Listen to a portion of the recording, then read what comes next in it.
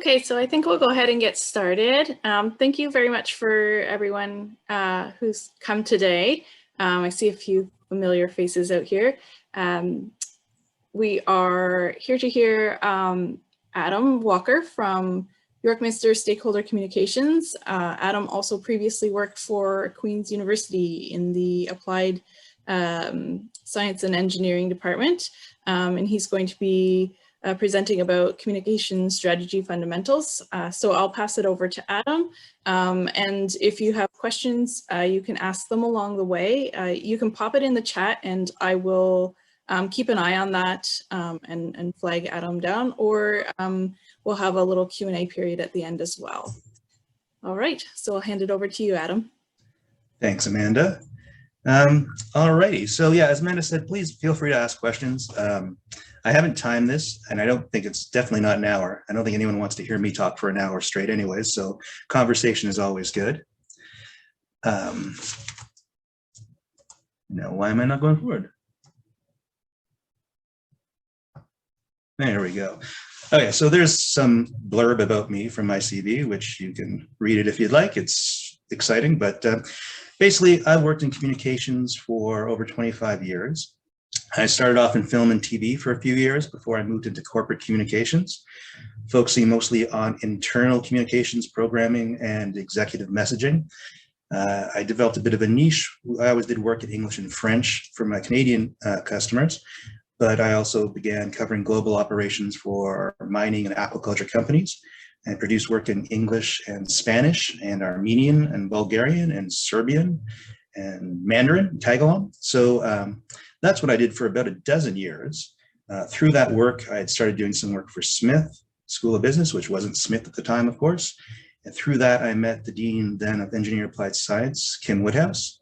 And in 2009, she hired me to start a communications and marketing program at the Faculty of Engineering and Applied Science, which I did, building it from the ground up, which was a great experience. Got to develop my skills and expertise outside of internal communications in terms of marketing, and we did all sorts of interesting things there. Last year, 2020, I decided to return to consulting, and of course, COVID threw a bit of a spanner in the works, but here I am. I'm currently doing some work with a startup in Kingston and really enjoying the work. And so I thought perhaps I could distill some of the questions that I ask myself when I'm working with different organizations. So as I said, I've worked with a number of different organizations, and I think with all of the fact that your startups and your businesses will be different, so it's not really, we can't really share answers together today so much, but I can tell you some of the questions that I ask myself going in to help an organization frame its communication strategy. And here are the 10 questions that we'll be addressing. What do we need to do? To whom do we need to message? What do we need them to do? And to do that, what do we need them to know? Where will we find them? When will we talk with them? Who are we and what is our voice? What kind of content will work for us? What can we measure? And importantly, what do we do when things go wrong? And how can we respond to crises and issues as they arrive? All right, so the most important question, I think it's fundamental, is, what do we really need to do?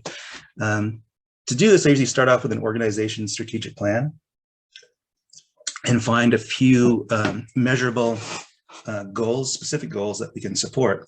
If an organization doesn't have a strategic plan, which often they don't, I try to work from their vision or their mission statement. And if they don't have a vision or mission statement, then I can help them by asking the questions, because we do need to have something to drive towards with a communications plan. To try and develop a communications plan without those strategic objectives isn't useful. So once we have those goals that we need to achieve, the things that we want to set out to be, like maybe we want to be see as an industry leader, a thought leader. Maybe we decide that we need to recruit more talent. Maybe we're in a growth phase of our development. Maybe we need to retain our talent that we have, because it's a competitive industry. And so our internal markets are important. But here's when we start breaking out exactly who it is we need to message to achieve our communications goals. If we're looking for, say, startup funding, maybe it's VC capital. If we're looking for just establishing yourself in the marketplace, maybe it's general awareness. But we need to break down, I would say, 2 or 3 audiences, depending on our resources and both in terms of human resources internally, how many people we have on the team that we can dedicate to communications, what we have in terms of budgeting, do we have money for paid advertising? I think then we can narrow down how many messages we can support, how many goals we can support, and how many audiences we can try and get our message to.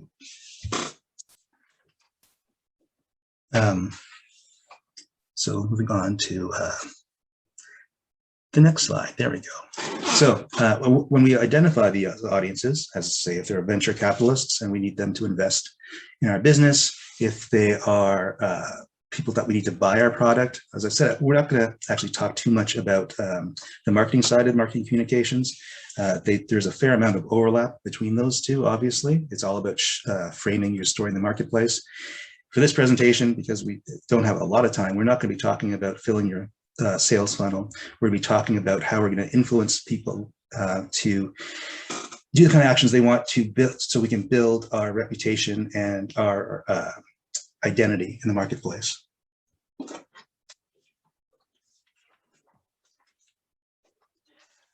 This is now the most important part.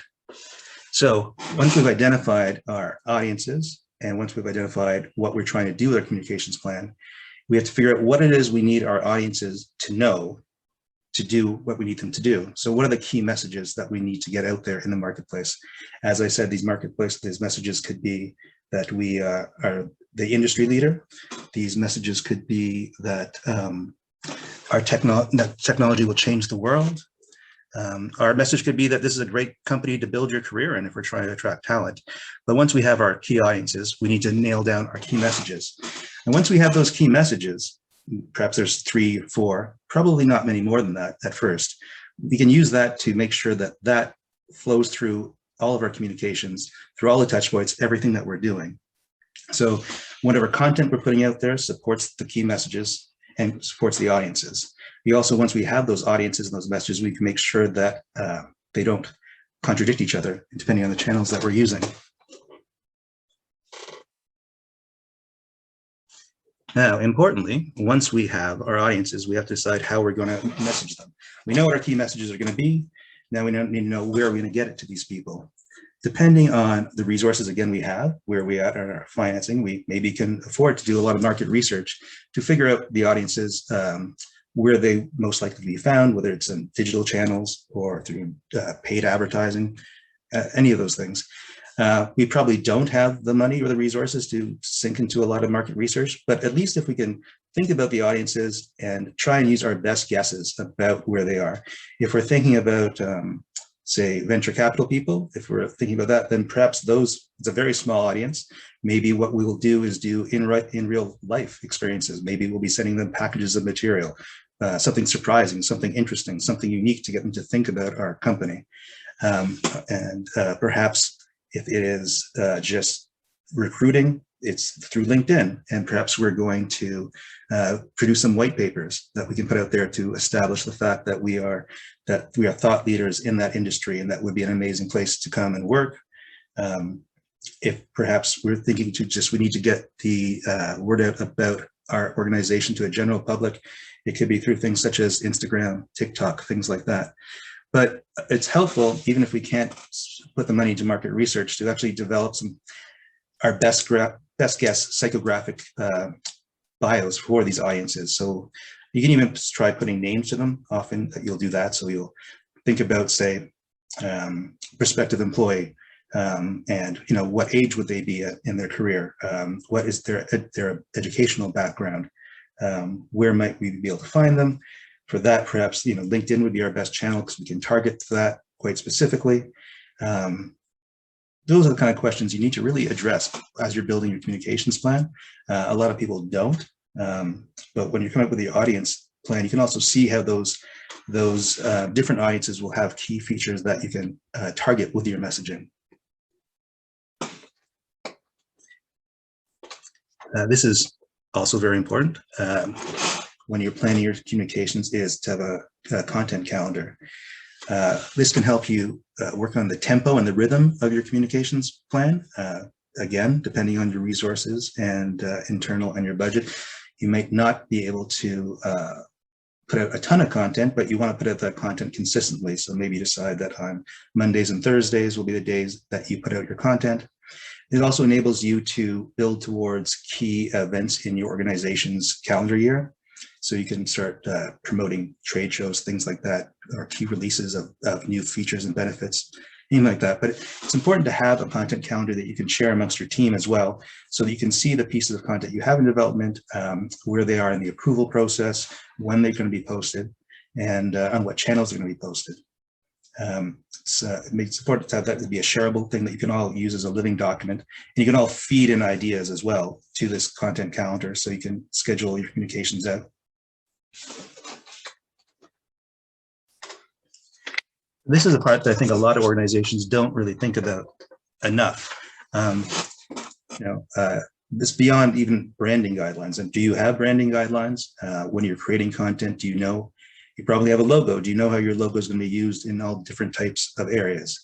Do you know how you can portray your voice? Are you confident? Are you playful? Are you authoritative? Are you skeptical? All those things are important, and to establish at least a fairly straightforward visual identity guideline and branding characteristics, so as other members of your team might be creating content as well, you always have that at the top of your mind. This is who we are. This is who the organization is in the marketplace, regardless of what we're saying. And that can guide everything. Also, with the visual identity guidelines, it can be something you build as you go. Perhaps you've only used your logo on, say, your website and your letterhead, but as you start to build other pieces of content, you can keep track of that and make note, okay, well, as a group, we've decided that when we use our visual identity pieces in a social media post, this is the way it looks. And keep track of that, because as team members change, you want to have that continuity and that consistency, so you can hand off a package of guidelines to the next person who's going to be involved in sharing your messaging with the world and keeping consistent. The last thing you want is, when someone's looking at all of your material and they have it for them and it's not consistent, doesn't look professional, doesn't show a confident knowledge of who your organization is and how it wants to present itself in the marketplace. Content. So there's millions of different types of pieces of communications vehicles. I mean, your message is like water that can be poured into a million different containers, whether that's through digital pieces or annual reports or paid advertising. It's important to think about the kind of content that works best for you. The company I work with, called Fractal Communications, they have a useful way of looking at content. They break it down into 5 different E's. There's educational, which is, will users learn something from the content you're sharing? Is it entertaining? So will that content be fun? Engaging, is it something that they'll talk about? Is it something they're likely to share amongst their friends? Is it edifying? Which is interesting, is can they see their own values reflected in it? Studies show that people are likely to share content if it supports their existing values and mindset. And also, is it easy to use? So is it easy to share? Is it a piece of content online? If it's some kind of web-based experience, is it easy to access? Is the user experience good? Those things are all important when thinking about the kind of content you're going to create. One thing I'd caution you about is humor is effective, but it can also be dangerous. Be careful of sarcasm in content you're creating. It can really blow up in your face. Measurements, so that's important, especially when you're creating your communications plan, is to think of ways you can measure the success of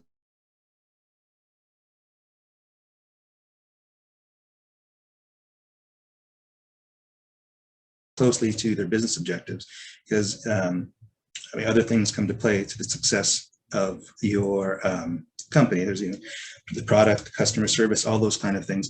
You'd like to measure things about your communications and their impact that are specific to the communications themselves. So whether that is interaction on social media and sharing, whether it's time on your website and your content, whether it's if you have the money to put into market research to actually measure whether your messaging is reaching the general public. There's all sorts of things, but I caution you not to tie them too closely to specific business goals, because that's not always, communications can't fix everything, is what I'm saying. And I'm whizzing through these and nobody has any questions. So please ask questions. Otherwise, well, I'll give you the gift of time because we're getting through these quite quickly. This is an important thing to think about right from the beginning. Depending on your industry and your organization, you know best probably what potential issues or crises could come up that you'll need to respond to, whether it's discrimination or some kind of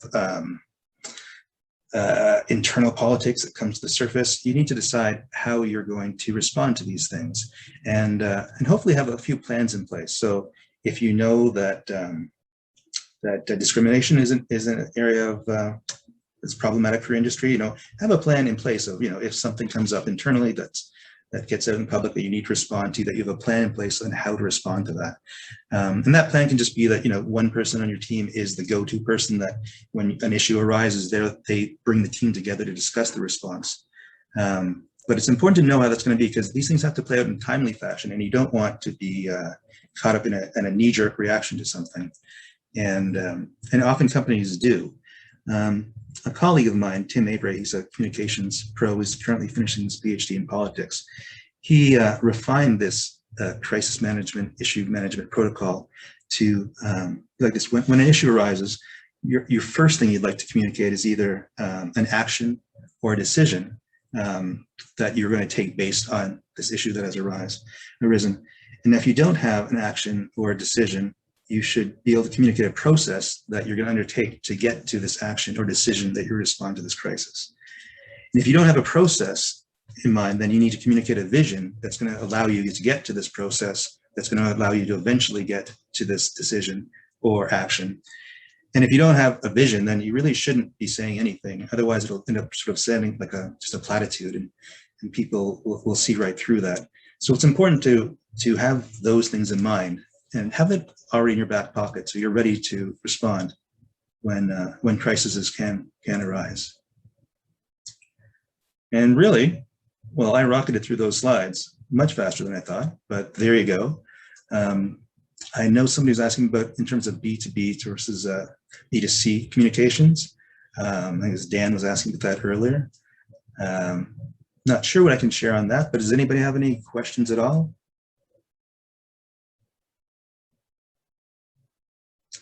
That's really quiet.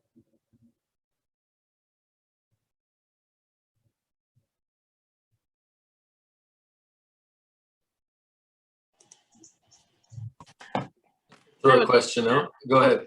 Go ahead, Amanda. I'm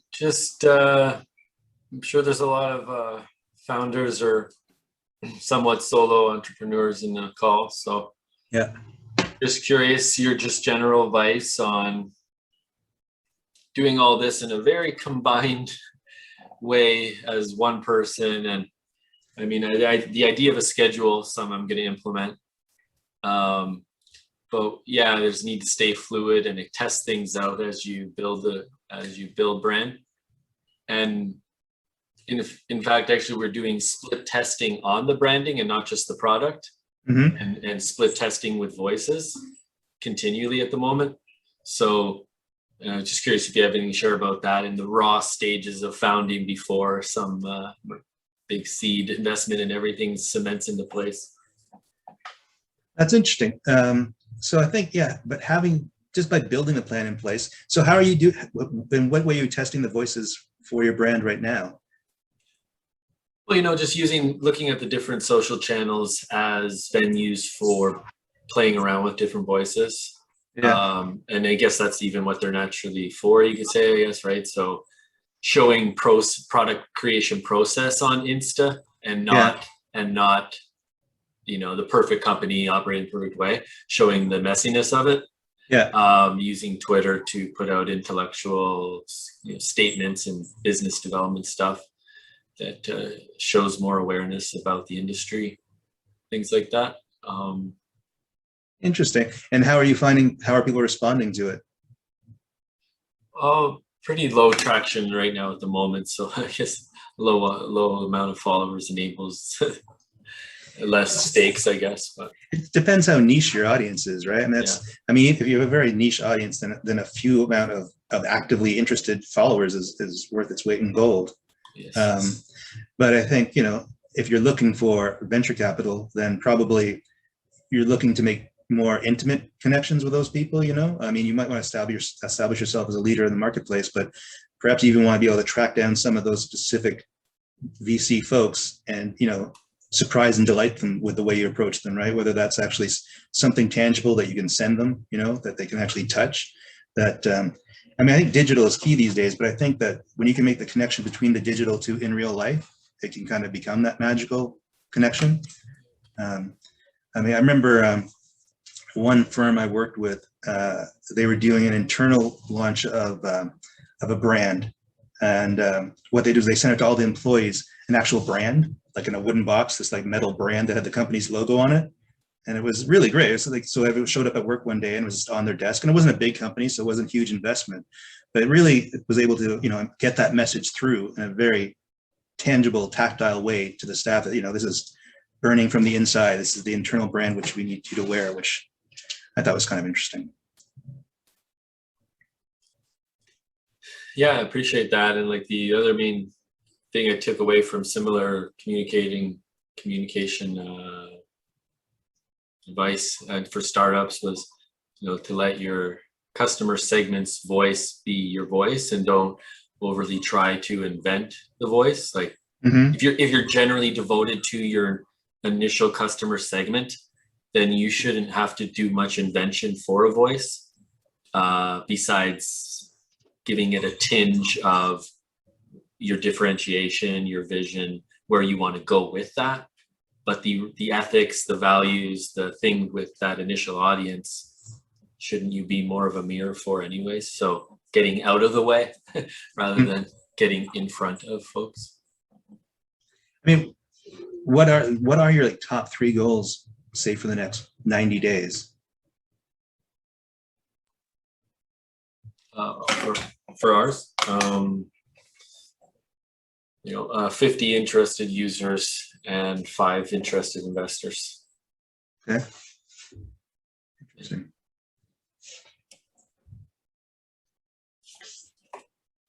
Okay, thank you. Thanks. Thanks. Adam, Dan here from KDS. Is there a sweet spot or a sweet time to launch a communication campaign when you're in the product development lifecycle, or is there no time like the present to start telling the world and blasting from the rooftops, or can you shoot yourself in the foot by going too early, grasping the attention, then losing it, and then having a harder time getting it back? No, well, I think there's no time at the present to start planning for it. But like I said, when you look at your content calendar, is you can start increasing the tempo of your communication, say when you're closer to your milestones that you want to hit. But at the same time, I think it's important to have the crisis communications ideas in place too. Who's your spokesperson going to be? It's not, you don't have to put a ton of planning to that, but you should at least have it documented in some way so that you can respond quickly if things arise. But no, I don't think there's no liability in communicating as long as you're being authentic to the core of your organization. I mean, hopefully you have those core values, core traits of your organization that you know.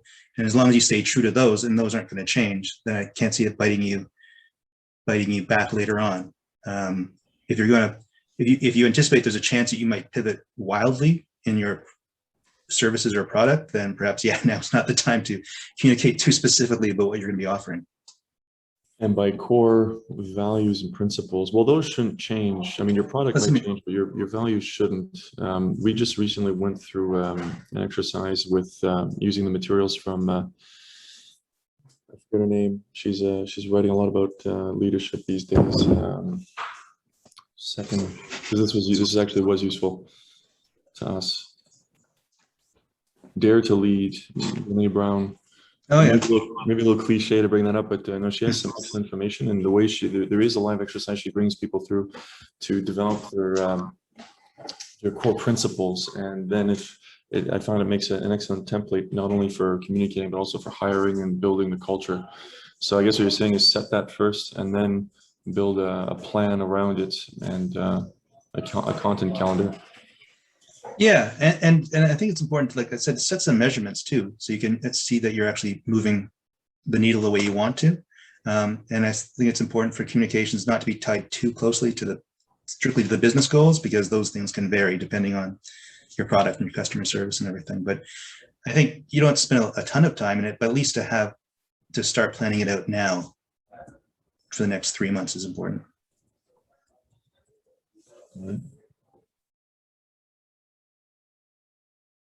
Anybody else?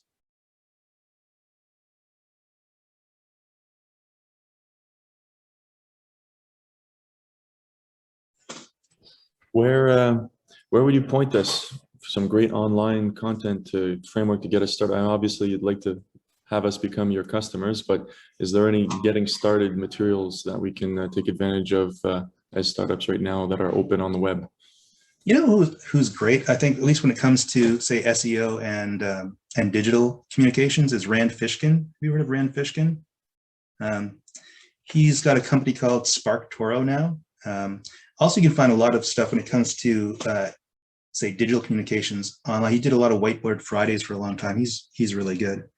But in terms of specifically for startups, nothing jumps to mind that I've come across lately. That's kind of why I was synthesizing my thoughts, my experience so far. Yeah, well, what you had here today was pretty cool. I could almost imagine like a workbook that could be made out of it, where people could sort of like just fill it out.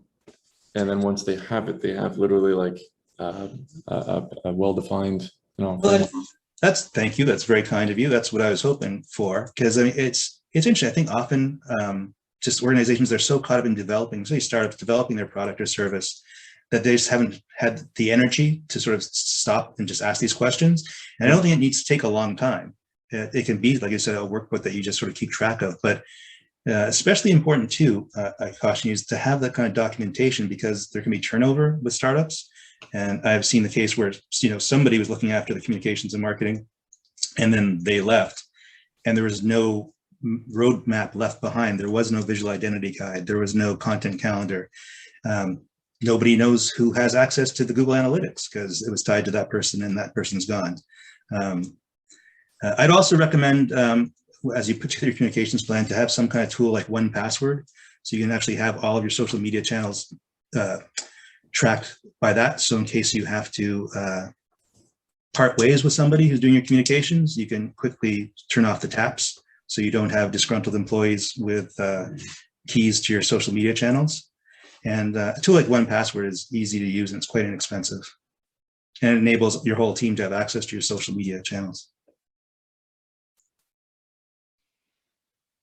Hi, it's Doug Stewart here from KDS, and one of the comments or observation I would make is that in our case, we sell into what could be described as kind of enterprise style businesses, where you're communicating with several different individuals of the same company in order to achieve the one sale, so to speak. And these range from, an internal champion to all the way to a naysayer. And we kind of identify who these people are. And when you're trying to communicate with them,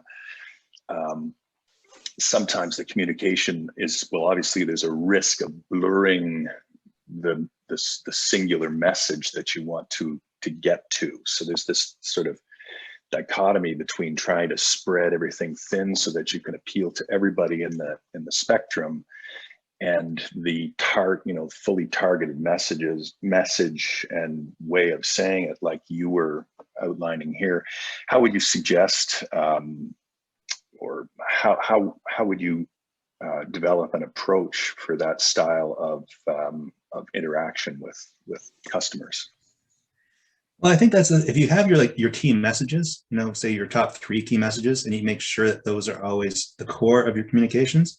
The one thing I'd be concerned about, I guess, when you have that many communications happening with that many different people in an enterprise, is just how you're monitoring and keeping track of who's talking to who, when, and where. I'm not sure if you're using a CRM for that kind of thing, or how you're doing it, because I see to your point, you don't want to be miscommunicating to various people, and then when they get together to talk about your organization, it seems like you're discoordinated, not on the same page. So, I mean, how are you tracking that? I mean, do you just have a well, right at the present moment, we've got such a limited ability to service customers that we have a limited goal. And so we're tracking using just a simple spreadsheet that we share among the biz dev team, which is adequate. I mean, once we're into later stages and greater capacity, I think obviously CRM would be the thing to get into at that point. But definitely identifying who is who in this matrix is part of what it is we do when we're making approaches to industry like that. So, but thanks for your insight on this. You know, how long is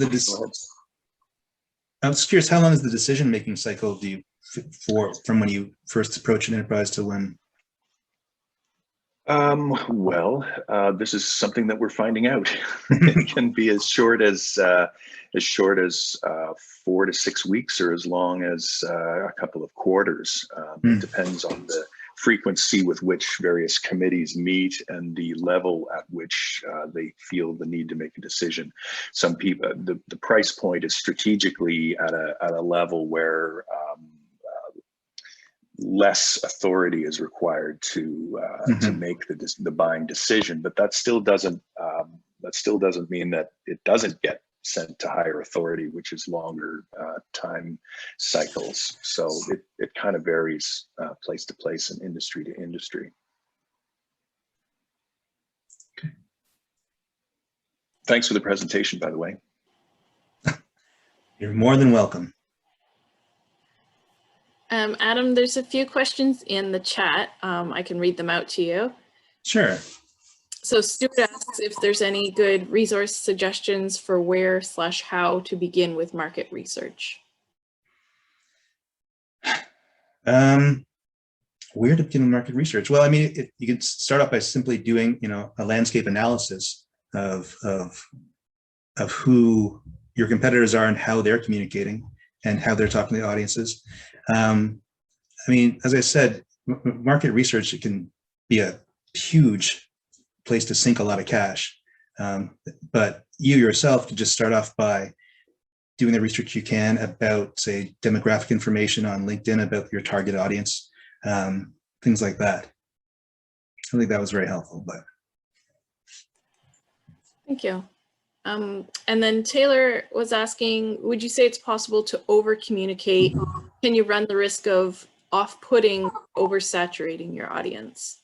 yeah, for sure. I think you can. And I think also one of the problems with over communicating is then that sets the expectation up that you'll continue doing that. And that can be overwhelming.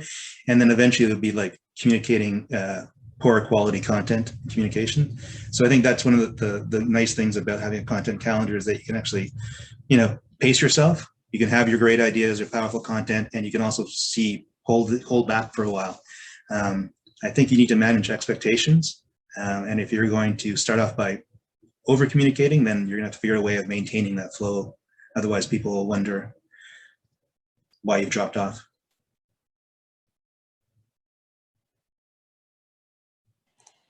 Awesome, thank you. So we have another question that just came up in the chat from Shelley. How important is establishing your visual brand upfront? I think it's crucial. As I said, I mean, many people just start off with like a logo, but you actually need to have some kind of visual identity guideline. They can be very complex to handle, every kind of use of your logo or in every kind of different medium. But it can be as little as, you have to have your fonts chosen, fonts for various, the headline font, the deck font, the copy font, and also how your logo can be used in conjunction with different visual elements. And as I said before, it can be a living document. You don't have to maybe invest a ton of time and resources to have a completely exhaustive guide. But as you go, if you keep on documenting the decisions you make and the way you use your logo and your visual identity pieces, then you can always hand off, it can always be consistent. Because I think the last thing you want to have is people look at all of your different communications pieces and see any kind of inconsistency.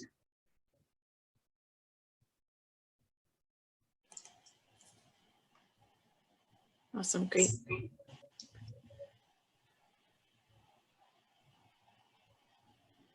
Is there any other questions? You can pop it in the chat, or you can just unmute yourself to ask if you have any other questions.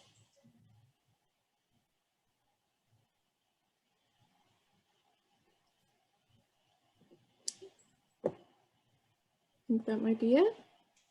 All right. Adam, for coming in and speaking with us today. Really appreciate it. Yeah, thanks for the time. I really enjoyed it. All right, thank you, everyone. We have recorded this, so if you missed something or you came in a little bit late, we will be putting it up on our QPI YouTube channel, so you can get it from there, and it will also be up on our Queen's Partnerships and Innovation website. Great, thank you. Thanks. Have a great Bye. day.